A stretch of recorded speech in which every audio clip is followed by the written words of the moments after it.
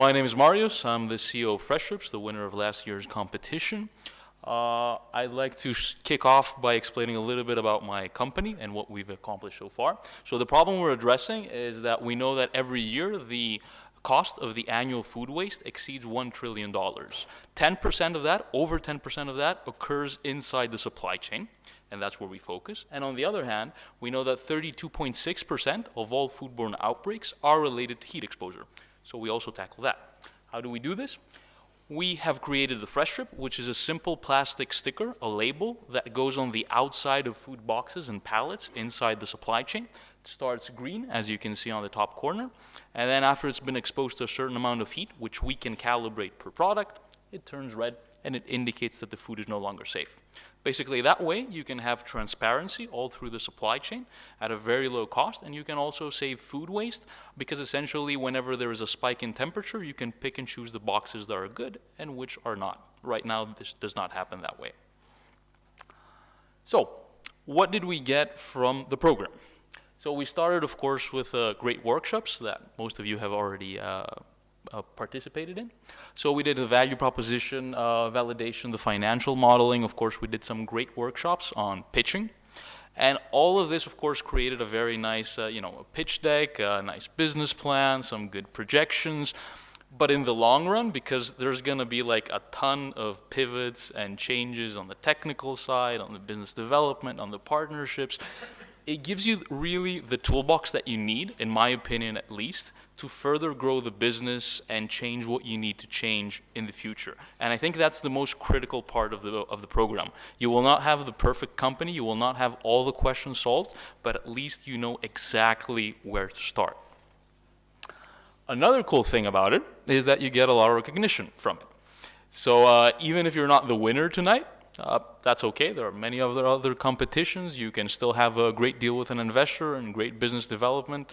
It's still cool. But if you get also a good lineup, you get really good recognition, and especially from this program in Greece, you get a lot of time talking to investors, you get a lot of feedback, and that is really, really good because you won't be good at investor relations and partners and all of these things from day one. You need to keep talking and exercise those communication skills. Many of us with a technical background basically did not study and did not obtain as soon as we would like. So that is also a very important component of the program, in my opinion. Now, basically what happened after the program? Well, the idea was that we're going to have a nice, smooth sailing. We had everything figured out, the R&D, the IP, the team was smoking good. Everything looked amazing. Well, a month after basically the program, we started to realize that we needed some significant changes in the materials that we were using to get the optimal performance that we wanted in the color change. So basically, we realized that we needed to scrap the entire IP portfolio that we were building at the time, the entire group of materials. So essentially, if you look at the sticker at a nanostructure, it's a bunch of molecules bundled together, and we basically chose not to start basically tweaking these molecules further on, but we completely changed the system that we were working on. That was quite a shock. Then we started realizing that, okay, initially we had also aimed at commercializing this as a consumer packaging solution. And well, we had put that in the projections on let's say year 3, but we realized, Jesus, that's never going to happen at this pace.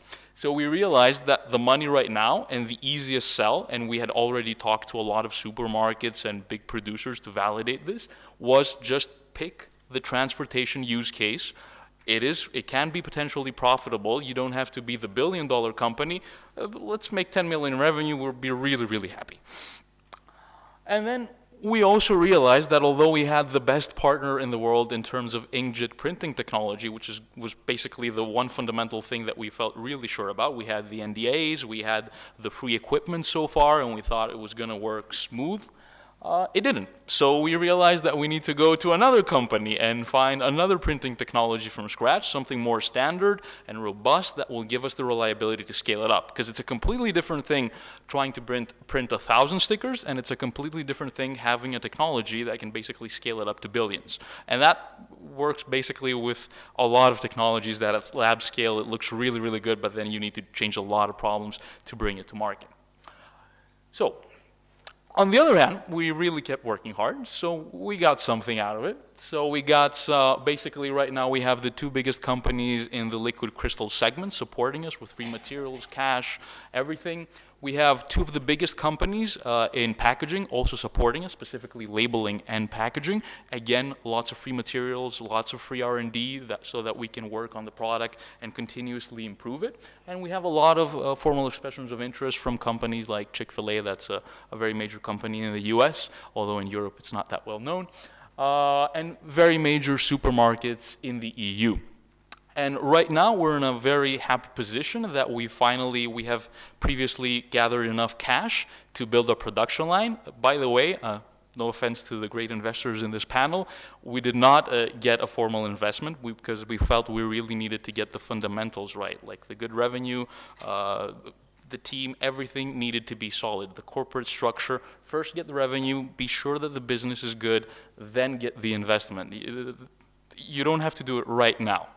Okay, there are always options. So we gather the cash, we built the pilot production line right now.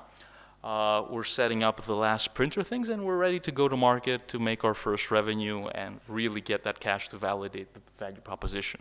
Our next steps are essentially in 2019. We're going to start commercializing our product as a label. And we also have a great partner right now in the ink segment, which is a much more niche. And we feel that we can really dominate that segment. So we also have a great partner, which is Flint Group, which will help us commercialize our ink for the FreshStrips in 2020. So this is so far the bad and the good.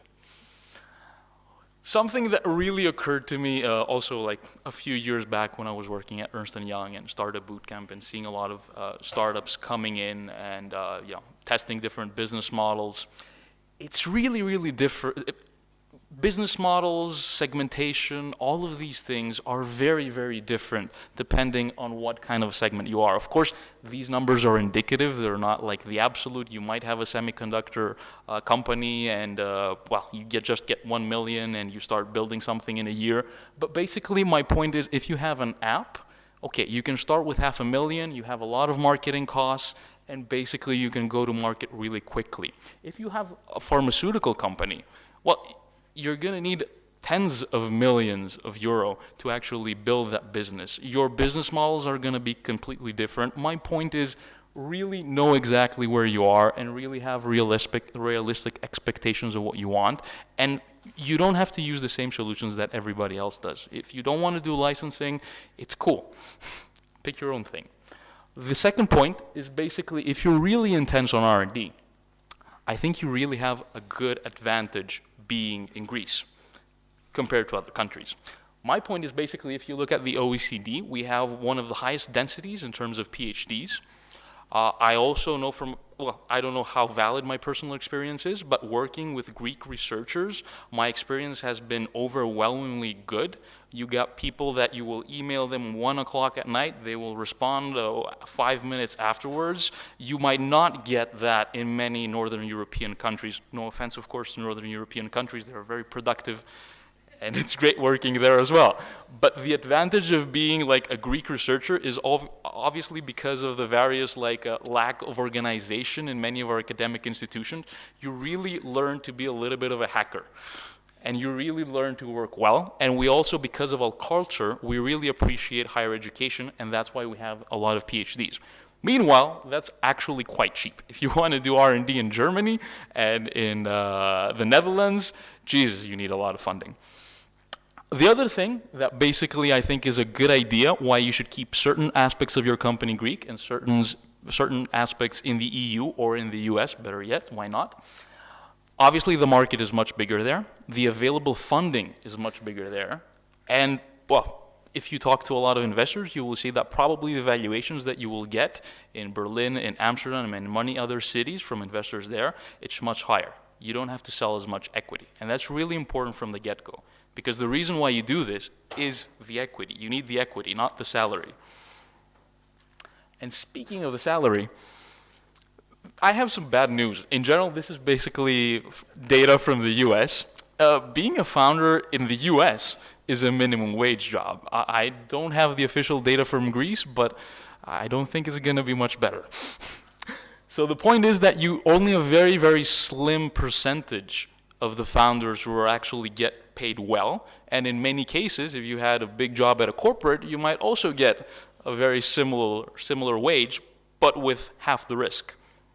So that also should be accounted there. My point here is the most important question you should ask is not the total addressable market or anything else regarding your business, the technology, the IP. The most important thing is you should know why you are doing this, because this might be 5, 7, 10, 20 years of your life. You need to understand what you're getting out of it, apart from the money, if possible.